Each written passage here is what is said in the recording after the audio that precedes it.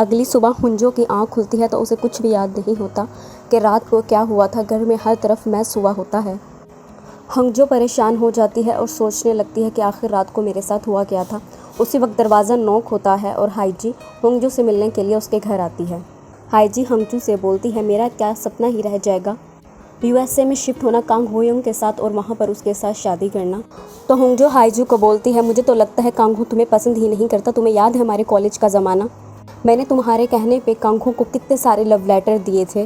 Washroom के बाहर उसका इंतज़ार किया करती थी उसको तुम्हारा लव लेटर देने के लिए। इवन स्पोर्ट गेम के दरमियान भी तुम्हारे लव लेटर दिए और लाइब्रेरी में भी तुम्हारे लेटर दिए, लेकिन उसने कभी भी तुम्हारे किसी भी लेटर का जवाब नहीं दिया। तो हाईजी बोलती है, मतलब मेरा ख्वाब ही रह जाएगा कांग हो को डेट करने का। तो दूसरी तरफ कांग हो अपने अंकल के साथ होता है और बोलता है कि मैं कोरिया घूमना चाहता हूँ, लेकिन मुझे यहाँ के ज़्यादा रास्तों का नहीं पता। आपकी नेबर जो ऊपर रहती है, कल मैंने उसे ऊपर जाते हुए देखा था, क्या आप उसे कॉल करेंगे और उसे बोल सकते हैं कि वो मुझे कोरिया की सैर करवा दे। सियोल में जो इस वक्त जगहें सबसे ज़्यादा खूबसूरत है, मैं उनको विज़िट करना चाहता हूँ। कल वुक मान जाते हैं और बोलते हैं, मैं अभी हुंजो को कॉल करता हूँ, मैं उसे 10 सालों से जानता हूँ, वो मेरी अच्छी दोस्त है। अंकल वुक हुंजो को कॉल करते हैं और बोलते हैं, मेरे रिलेटिव यूएस से कोरिया आए हैं और वो सियोल घूमना चाहते हैं, क्या तुम उन्हें सैर करवा सकती हो? तो हुंजो फ़ौरन अंकल वुक की मान बांध जाती है और कहती है, ठीक है, मैं ज़रूर उन्हें सियोल की सैर करवाऊँगी। वो लोग अगले दिन का प्लान डन कर लेते हैं। हुंजो हाईजी को भी साथ आने के लिए बोलती है तो हाईजी ये कहकर मना कर देती है कि उसकी इम्पोर्टेंट मीटिंग है। हुंजो को नहीं पता होता कि उसने जिस रिश्तेदार को घुमाना होता है वो और कोई नहीं, कांग हो-योंग होता है। अगले दिन अपने पूरे टाइम पे हुंजो नीचे आ जाती है और दरवाज़ा बजाती है। कांग हो दरवाज़ा खोलकर बाहर आता है और कहता है, चलें घूमने के लिए। तो हुंजो कहती है, नहीं नहीं रुको, 1 मिनट रुको। मेरे मालूमात के मुताबिक मुझे जिसको घुमाने के लिए जाना है वो तो एक बच्ची है।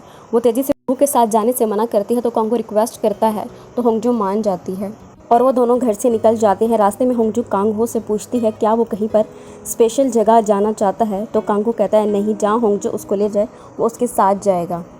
हुंजो कांग हो को लेकर पार्क आ जाती है और वो वहाँ पर जाकर बहुत ज़्यादा इंजॉय करती है, डिफरेंट राइड लेते हैं। जबकि दूसरी तरफ हाईजी अपने फादर के साथ पहाड़ों पर कैंपिंग के लिए गई हुई होती है। हुंजो हाईजी से कांटेक्ट करके हाईजी को बुलाने की कोशिश करती है, लेकिन हाईजी अपना फ़ोन नहीं उठाती क्योंकि वो उसके बैग की पिछली जिप में होता है। राइड लेने के बाद वो लोग स्पाइसी नूडल खाते हैं। तो कांग हो बोलता है, जिसने ये नूडल सबसे पहले ख़त्म कर लिए वो जीत जाएगा और हारने वाले की कोई विश पूरी करेगा। वो दोनों तेज़ी के साथ नूडल्स खाना स्टार्ट कर देते हैं। कांग हो को नूडल बहुत ज़्यादा स्पाइसी लगते हैं जिसकी वजह से वो गेम हार जाता है। तो हुंजो बोलती है, अब तुम्हें मेरी कोई ख्वाहिश पूरी करनी होगी। तो कांग हो बोलता है, देखेंगे इसके बारे में भी। हाईजी पहाड़ों पर कैंपिंग कर रही होती है, उसी वक्त उसका पाँव फिसलता है। इससे पहले कि वो नीचे गिरती, उनको गाइड करने वाला एकदम हाईजी को सहारा दे देता है और इस तरह कहानी में एंट्री होती है हाईजी के असली हीरो की। हाईजी तेज़ी के साथ उठ खड़ी होती है और उस शख्स का शुक्रिया अदा करती है कि उसने उसे गिरने से बचाया। तो वो शख्स बोलता है, नहीं, इसमें शुक्रिया कहने की कोई बात नहीं, ये तो मेरा फ़र्ज़ था। उसके बाद हुंजो कांग हो को लेकर कोरिया के तारीख़ी मकामात पर आ जाते हैं जो कि हिस्टोरिकल होते हैं और काफ़ी पुराने होते हैं। वहाँ पर आकर वो लोग बहुत ज़्यादा इंजॉय करते हैं। कांग हो हुंजो के कहने पे हुंजो की बहुत ज़्यादा खूबसूरत पिक्चर्स क्लिक करता है और एक जगह पर हुंजो की ब्यूटी से मिसमराइज़ होकर हुंजो को देखने लगता है और काफ़ी ज़्यादा देर तक देखता रहता है। उसके बाद हुंजो भी कांग हो की बहुत ही खूबसूरत तस्वीरें लेती है। जब वो दोनों हिस्टोरिकल मकामात से निकलते हैं तो वहाँ पर बहुत तेज़ बारिश हो जाती है। वो दोनों भागते हुए जाते हैं और गाड़ी में बैठ जाते हैं। हुंजो बाद कांग हो हान रिवर पर आ जाता है। बारिश होने की वजह से वो दोनों गाड़ी में ही बैठे रहते हैं। कांग हो हुंजो से कुछ कहने ही वाला होता है, उसी पल हुंजो अपनी साइड की खिड़की खोल देती है। बारिश तेज़ी के साथ अंदर आने लगती है। खिड़की हुंजो से बंद नहीं हो रही होती तो कांग हो तेज़ी से हुंजो की साइड पर आता है और खिड़की को बंद करता है। उसी पल उन दोनों के दरमियान बहुत ही खूबसूरत रोमांटिक मोमेंट क्रिएट होता है। हुंजो बुरी तरीके से घबरा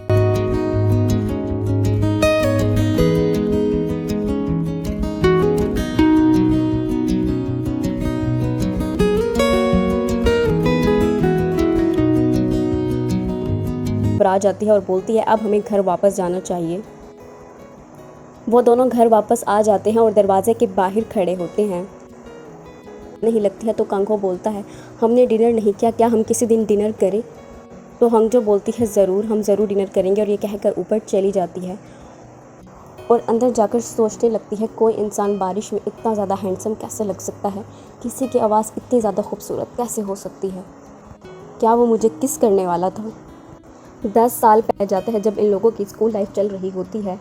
कांगो लाइब्रेरी में आता है तो उसी पल होंग आती है और आकर बोलती है, मैंने तुम्हें अपनी दोस्त हाईजी की जानिब से 10 मोहब्बत के खत लिखे थे, लेकिन तुमने किसी का भी जवाब नहीं दिया। तो कांगो को होंगजो पर बहुत ही ज़्यादा गुस्सा आता है और वो गुस्से में बोलता है, ये स्कूल है, तुम यहाँ पर पढ़ने आती हो तो पढ़ाई करो, ना कि तुम इन तुम्हें पढ़ो। और ये कहकर वहाँ से चला जाता है। हालांकि ऐसा नहीं होता, कहीं ना कहीं कांगो को होंजो पसंद आने लगती है। जब होंगजो वॉशरूम के बाहर लव लेटर देने के लिए कांगो का वेट कर रही होती है तो कांगो बाल बनाकर बाल सेट कर बाहर जाता है। और जब स्पोर्ट के दरमियान होंगजो कांगो को लव लेटर देकर ज़मीन पर गिर जाती है तो कांगो एकदम काफ़ी ज़्यादा परेशान हो जाता है। कांगो लाइब्रेरी में से जा रहा होता है तो उसी वक्त उसकी नज़र होंगजो भी पड़ती है, जो कि काम करते हुए सो चुकी होती है। वो उसके पास जाता है। उससे पहले कि होंगजो का सर टेबल पर लगता, वो अपने हाथ का सहारा होंगजो के सर को देता है और उसके बाद अपना हाथ उसके सर के नीचे से निकाल लेता है और फिर टेबल पे पड़ी हुई बुक्स को देखकर कहने लगता है, होंजो बहुत ज़्यादा मेहनत करती है और बहुत ज़्यादा पढ़ती है। वो एक नोट को उठाता है और वहाँ पर बैठ जाता है और सोने की वजह से होंगजो अपना काम नहीं कर पाती। कांगो वो काम कर खुद करता है वहाँ बैठकर और बिना होंगजो के इल्म में लाए बिना उसके नोट्स को सबमिट भी करवा देता है। हाल का सीन दिखाया जाता है। होंगजो अगले दिन ऑफिस आती है, उसका मूड बहुत ज़्यादा अच्छा होता है। जुनहो एक कंपनी में एनिमेशन वीडियोस की प्रोड्यूसर होती है। सीईओ उसको अपने रूम में बुलाती है और बोलती है, तुम्हारे लिए एक अच्छी खुशखबरी है, तुम जिस वीडियो पर काम कर रही हो तो उस वीडियो के राइटर से मिलो, ये हैं जुनहो। उस शख्स को देखकर जुनहो बुरी तरह चौक में आ जाती है और फिर एक माजी का सीन दिखाया जाता है 3 साल पहले, जहाँ जुनहो एयरपोर्ट पे से कहीं जा रहा होता है और होंगजो उसके पीछे भाग रही होती है और कह रही होती है, तुम मुझे छोड़कर कहाँ पे जा रहे हो, क्या मैंने कुछ गलत कर दिया है, वापस आ जाओ, मैं हर चीज़ फिक्स कर दूँगी। दरअसल जुनहो 3 साल पहले होंगजो का बॉयफ्रेंड था। जुनहो और होंगजो कॉफ़ी शॉप में बैठ कांगो अपने अंकल वोक से बात करता है और बोलता है, मैंने अपने यूएस जाने का प्लान कैंसिल कर दिया है, मैं मज़ीद टाइम कोरिया में स्पेंड करना चाहता हूँ। होते हैं तो जुनहो होंगजो को बोलता है, मैं वापस आ गया हूँ, अब हम फिर से अपना रिलेशनशिप कंटिन्यू करेंगे। तो होंगजो बोलती है, तुम मुझे बिना कुछ बताए छोड़ कर चले गए थे, हमारा ब्रेकअप हो चुका है और अब मेरे पीछे आने की कोशिश भी मत करना, मैं तुम्हें अपनी ज़िंदगी में नहीं देखना चाहती। बाय चांस उसी वक्त वहाँ से अंकल वोक और कांगो गुजरते हैं और वो देख लेते हैं जुनहो होंगजो को कुछ परेशान कर रहा है। अंकल वोक नाराज़ होने लगते हैं, बोलने लगते हैं, ये शख्स तुम्हारा, तो उसके अंकल बताते हैं ये होंग फ्रेंड है, इनका ब्रेकअप हो चुका है। जुनहो होंगजो को परेशान करने लगता है तो कांगो तेज़ी से जुनहो के पास तो काम पकड़ लेता है और कहता है, कल रात तुम गाड़ी में अपना सामान भूल गई थी, वो अपनी गाड़ी से ले जाना। वो दोनों ऐसे प्रिटेंड करते हैं जैसे वो दोनों गर्लफ्रेंड बॉयफ्रेंड हों।